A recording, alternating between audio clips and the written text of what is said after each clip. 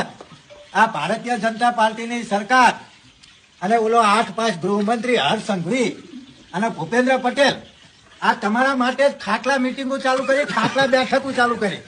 કારણ કે તમે સમસ્ત કોળી અને ઠાકોર સમાજના જે મૂળભૂત હક અધિકાર છે, જે કોળી ઠાકોર નિગમની અંદર જે ચોક્કસ જ્ઞાતિનો વિકાસ માટે જે 3500 કરોડ ફાળવી રહ્યા છો, એટલે ચોક્કસ જ્ઞાતિ, પરંતુ જેમ કોળી ઠાકોર સમાજ જેમ પાકિસ્તાનમાંથી આવ્યો હોય, જેમ દુબઈમાંથી આવ્યો હોય, એ રીતે તમે ભેદભાવ કરી રહ્યા છો.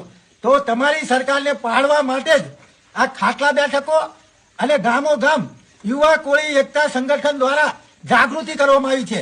જો 2027 સુધી સમસ્ત કોળી અને ઠાકોર સમાજના શિક્ષણ ફંડ બાબતે 3500 કરોડ રૂપિયા તથા સરકારની અંદર સમસ્ત કોળી તથા ઠાકોર સમાજને પોતાના મૂળભૂત અધિકાર રીતે ભાગીદારી નહીં મળે ને, તો 2027માં તૈયાર રહેજો. તમારી સરકાર તો પાડી જ દેવાની છે.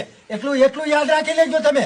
અને ઓલા 8-5 ગૃહમંત્રીને તો ચોક્કસ કહીશ કે આણંદની અંદર જે કોળી સમાજની બેન દીકરી જે ધરતીબેનનું જે શંકાસ્પદ મૃત્યુ નીપજ્યું છે, ત્યાં ઓલી સુડેલ જેવી જે ગૃહમાતા છે, જે ધોણી લેવું કે છે કે હું દર વર્ષે એક દીકરીનું જીવ લઈશ, એટલે એ તો શું કઈ ભગવાન છે? એમ છતાં આ પોલીસ તંત્રએ એ ગૃહમાતાને ફરિયાદી બનાવી. તો એ છોકરી એ ગૃહમાતાની દીકરી નથી, પરંતુ ખરેખર એના માતા પિતા ફરિયાદી હોવો જોઈએ. તો આ 8-5 ગૃહમંત્રીને એટલું તો હું ચોક્કસથી કહીશ કે એને ખરેખર તટસ્થ તપાસ થવી જોઈએ અને યોગ્ય ન્યાય મળવો જોઈએ.